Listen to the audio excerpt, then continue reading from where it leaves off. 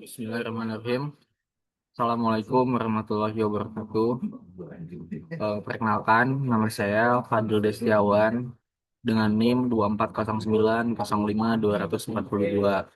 Di sini saya akan melaporkan hasil praktikum dengan judul Instalasi Penerangan Jalan dan Taman pada mata kuliah Praktik Instalasi Listrik Komersial dengan kode VTE 60228. Oleh dosen pengampu Bapak Usman Nur Susanto SPD MPD. Jadi tujuan praktikum tersebut ini setelah melaksanakan kegiatan praktikum, harapannya mahasiswa akan mampu dalam yang pertama menggambarkan single line diagram SLD instalasi penerangan jalan atau taman dengan aman, baik dan benar. Yang kedua, menggambarkan sistem pengawatan instalasi penerangan jalan atau taman dengan baik dan benar. Yang ketiga, merangkai instalasi penerangan jalan atau taman dengan aman, rapi, dan benar. Yang keempat, yaitu melakukan pengukuran tahanan isolasi tegangan dan arus sistem instalasi penerangan jalan atau taman dengan baik, aman, dan benar. Yang kelima, yaitu melaksanakan pemeriksaan dan pengujian sistem instalasi penerangan yang sudah terpasang dengan baik dan benar. Oke. Lanjut yaitu alat dan bahannya untuk mengoptimalkan kegiatan praktikum tersebut, identifikasi sistem distribusi listrik, bangunan, komersil, maka dibutuhkan peralatan-peralatan dan bahan sebagai berikut. Yang pertama ada alat A itu multimeter satu buah, yang B insulation tester satu buah, C toolset pengerjaan instalasi satu set, D APD satu set. Yang kedua bahan A LDR atau photocell itu satu buah, B selektor auto manual satu buah, C magnetic conductor SN21 satu buah, D lampu pijar dua buah, E lampu TL satu buah, F kWh meter satu fas satu buah, G MCB satu fas 2 ampere atau dan 4,5 kiloampere satu buah, H MCB 3 fas 6 ampere dan 4,5 kiloampere satu buah, I kabel NYA 1,5 milimeter tunggal satu buah, J NYAF 1,5 milimeter satu buah. Ini kabel serabut. Nah, pada praktikum ini eh, saya juga menganalisis job safety-nya dengan nama pekerjaan instalasi penerangan jalan atau taman pada tanggal 17 April 2026 yang berlokasi di lab instalasi dan mesin listrik oleh pengawas Bapak Usman Nur Santo SPD MPD. APD yang diperlukan yaitu yang pertama ada sarung tangan, yang kedua ada sepatu safety, yang ketiga ada wear pack, yang keempat ada helm safety. Program studi saya itu D4 Teknik Elektro dan pelaksana Fadil Destiawan. Jadi yang pertama urutan kerjanya yaitu menyiapkan alat dan bahan praktikum. Terus kita menganalisis potensi bahaya. Potensi bahayanya antara lain yang pertama ada tergores benda tajam, yang kedua kejatuhan benda berat. Terus solusi atau upaya pengendaliannya itu gunakan APD dan periksa komponen apakah komponen tersebut layak digunakan atau dan APD yang kita pakai itu apakah sudah memenuhi standar safety atau tidak gitu. Yang kedua merangkai komponen serta kabel. Nah, pada urutan kerja ini memiliki potensi bahaya ini tertusuk kabel tembaga. Jadi kabel tembaga tunggal itu kan dengan ukuran 1,5 milimeter itu kan cukup kecil dan tajam ya. Itu eh, sangat berbahaya apabila tertusuk pada tubuh kita. Terus upaya pengendaliannya yaitu gunakan alat pelindung diri, terutama sarung tangan safety agar kabel yang tajam dan kecil itu tidak menusuk tangan kita. Yang ketiga, urutan kerjanya itu mengukur tahanan isolasi. Nah, potensi bahayanya pada saat mengukur tahanan isolasi ini ya, yang pertama ada tersetrum harus DC major jika tersentuh bagian tembaga probe pada insulation tester itu. Nah, selanjutnya upaya pengendaliannya itu gunakan alat pelindung diri seperti sarung tangan agar ketika kita memegang itu probe atau bagian tenaga yang tersentuh tidak menyentuh langsung kepada kulit kita, namun dilindungi oleh sarung tangan. Terus yang kedua kita juga harus memperhatikan kondisi alat ukurnya. Terus selanjutnya gunakan prosedur dan urutan yang benar.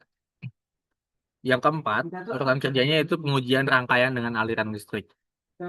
Nah, pada urutan kerja ini memiliki potensi bahaya yang pertama tersetrum aliran listrik. Nah, apabila kita tidak memakai sarung tangan, lalu kita melakukan pengujian, terus amit-amitnya atau tiba-tiba tangan kita, kulit kita langsung menyentuh eh, kabel fasa itu, ya kita akan tersetrum. Yang kedua, konsleting jika rangkaian salah atau tersentuhnya sambungan antara fasa dan netral. Terus upaya pengendaliannya, yang pertama kita harus menggunakan APD seperti sarung tangan, terus juga sepatu safety. Nah, selanjutnya periksa wiring kita, wiring rangkaian dengan multimeter. Multimeter apakah sudah aman dan benar sebelum dialiri listrik. Jadi eh, kita juga harus mengecek apakah rangkaian yang kita buat itu udah sesuai dengan wiring yang sudah dicek atau belum gitu. Apabila masih tidak sesuai, maka perlu disesuaikan dulu sebelum melakukan pengujian. Yang kelima, urutan kerjanya yaitu pengukuran tegangan maupun arus dengan menggunakan multimeter dan tang ampere. Nah, potensi bahayanya, resiko alat rusak dan MCB trip jika salah dalam menempatkan probe maupun selektor. Jadi, ketika mengukur tegangan itu, pada multimeter kita harus tepat menentukan eh, apa yang akan kita ukur. Misalkan yang akan kita ukur itu tegangan, maka kita harus menempatkan selektor switch pada multimeter itu di instrumen volt gitu. Nah, upaya pengendalian daripada potensi bahaya ini, yang pertama yaitu gunakan prosedur dan pengukuran yang baik dan benar dan pastikan selektor pada alat ukur sudah di posisi yang benar.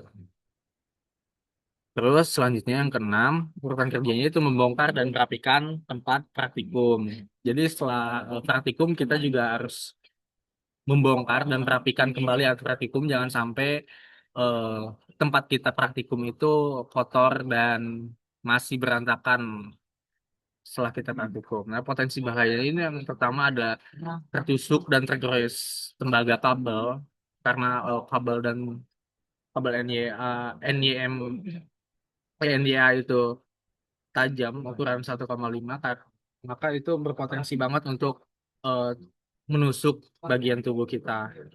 Terus tersetrum aliran listrik apabila misalkan kita ketika eh, membersihkan atau merapikan kembali tempat praktikum, tapi kita tidak mengecek kembali apakah arus atau fasa itu masih mencolok ke atau masih bertegangan, yaitu bahaya banget jika tersentuh kepada tubuh kita karena itu memiliki aliran listrik. Terus supaya pengendaliannya ya, yang pasti harus menggunakan APD yang tepat, ya. Terus helm, sarung tangan safety dan sepatu safety dan pakai wear pack juga. Terus pastikan sumber sudah dimatikan semua. Jangan sampai ketika kita membersihkan itu sumbernya masih ada. Nah, pada hasil praktikum itu, data praktikumnya tegangan fasa netral yang saya ukur pada bus bar RST dengan netral itu menghasilkan tegangan 216,4 volt. Eh, Tegangan segitu merupakan tegangan yang normal, baik untuk tegangan satu fasa. Terus selanjutnya ada tegangan pada beban. kami juga mengukur fasa netral pada lampu pijar satu, lampu pijar dua adalah fasa netral pada lampu TL. Nah, pada lampu pijar satu, hasilnya menunjukkan 216,5 volt. Itu tegangan yang normal untuk tegangan eh, satu fasa dengan keterangan baik. Terus fasa netral lampu bijar juga 216,5 volt dengan keterangan baik, dan fasa netral lampu TL dengan hasil 216,6 volt dengan keterangan baik. Nah, arus yang kita ukur pada instrumentasi menunjukkan pada instrumentasi multimeter itu menunjukkan hasil 0,008 ampere. Berikut merupakan foto-foto hasil praktikum kami, menurut saya. Pada foto pertama itu menunjukkan instalasi yang sudah kami buat. Terlihat semuanya menyala dengan baik. Itu saat selector switch pada panel itu dikontrol secara manual, maka kita harus pertama kita mengatur selector switch secara manual, lalu menyalakan kedua MCB yang sudah terhubung. Lalu kita dapat mengontrol secara manual pada saklar untuk menyalakan masing-masing lampunya gitu. Terus pada gambar kedua ini menunjukkan keadaan lampu mati. Ini keadaan lampu mati ini saat selector switch kita dikontrol secara manual dan MCB dinyalakan, tetapi di saklar itu menunjukkan off. Ketiga saklar, ada satu saklar seri dan satu lagi saklar tunggal itu menunjuk keadaan off, maka lampu mati. Begitupun saat selector switch dikontrol secara auto, maka eh, lampu ini akan menyala dan mematikannya secara otomatis. Nah, ini pada gambar selanjutnya ini menunjukkan arus yang mengalir pada lampu pijar yaitu 0,08 ampere. Soalnya tegangan yang masuk pada lampu pijar satu menunjukkan 216,5 ampere. Terus tegangan pada RST ke ground itu menunjukkan 216,4 volt. Soalnya ini kita juga mengukur tegangan pada lampu TL menunjukkan 216,5 volt.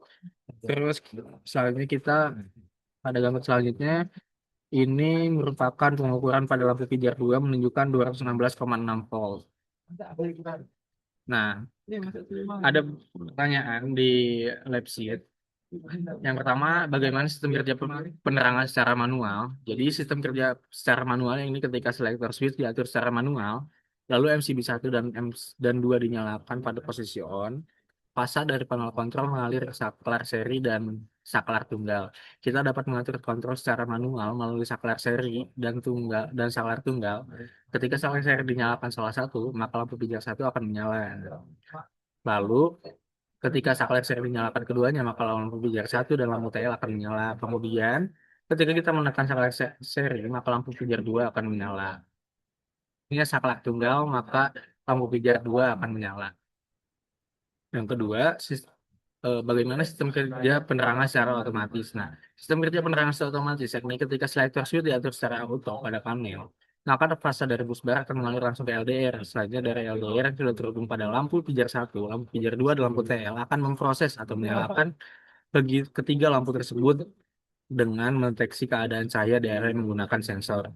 Nah, ketika sensor LDR mendeteksi keadaan area yang mulai gelap, maka LDR akan memproses atau mengalirkan fasa ke lampu yang sudah terhubung dan akan menyalakan ketiga lampu tersebut secara otomatis. Nah, begitupun sebaliknya, ketika LDR mendeteksi keadaan sekitar terang, maka sensor akan mematikan ketiga lampu tersebut secara otomatis. Pertanyaan ketiga, apa fungsi magnetic contactor pada kendali penerangan luar ruangan tersebut? Jadi fungsi magnetic contactor pada rangkaian tersebut adalah sebagai saklar otomatis. Jadi ketika ada arus berlebih pada rangkaian, maka kontaktor magnetik ini akan dapat memutus rangkaian secara otomatis. Soalnya, eh, berdasarkan pengalaman Anda selama praktik, apakah keuntungan dan kekurangan rangkaian kendali auto manual pada penerangan outdoor tersebut? Pertama, nih, kelebihan dan kekurangan pada instalasi auto manual itu yakni yang pertama ada kelebihan. Nah, kelebihannya satu dapat dikontrol secara manual dan otomatis. Yang kedua, hemat energi karena dapat mati dan nyala secara otomatis maupun manual. Yang ketiga, mengurangi human error karena sistem dapat berjalan sendiri. Terus kekurangannya, yang pertama adalah rangkaian lebih kompleks karena harus ada panel kontrol dan penambahan sensor. Terus yang kedua, rangkaian lebih mahal karena membutuhkan banyak komponen. Yang ketiga, ada sensor LDR kadang error sehingga tidak dapat berfungsi dengan baik. Berikutnya G, analisis. Berdasarkan praktikum yang sudah saya lakukan, sistem instalasi penerangan jalan, taman, dengan kendali auto manual ini sudah bekerja sesuai dengan perancangan. Nah, pada mode manual, lampu dapat dikontrol langsung melalui saklar sehingga responnya cepat dan mudah diatur sesuai kebutuhan. Sedangkan pada mode otomatis, sensor LDR mampu mendeteksi perubahan cahaya lingkungan dan mengendalikan lampu secara otomatis meskipun terkadang responnya kurang stabil karena pengaruh cahaya di sekitarnya. Terus menggunakan magnetic contactor pada rangkaian ini membantu dalam proses penghubungan dan pemutusan beban secara elektromagnetik sehingga lebih aman untuk beban yang lebih besar. Namun, untuk proteksi arus lebih tetap bergantung pada MCB. Secara keseluruhan, sistem ini sudah cukup efektif dan efisien eh, karena dapat dikontrol secara manual dan otomatis, tetapi masih memiliki kekurangan pada kompleksitas rangkaian dan keadilan sensornya. Nah, kesimpulannya, berdasarkan praktikum yang sudah saya lakukan, dapat disimpulkan bahwa instalasi penerangan dengan sistem auto manual mampu bekerja dengan baik dan memberikan fleksibilitas dalam pengoperasian, baik secara manual maupun otomatis. Sistem ini juga lebih efisien dalam penggunaan energi dan memudahkan pengoperasiannya. Namun, rangkaiannya ini lebih kompleks serta potensi error pada sensor menjadi kekurangan yang perlu diperhatikan agar sistem dapat bekerja lebih optimal di kondisi sebenarnya.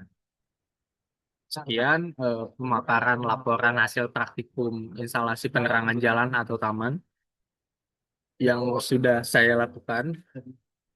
Kurang lebihnya mohon dimaafkan. Wassalamualaikum warahmatullahi wabarakatuh.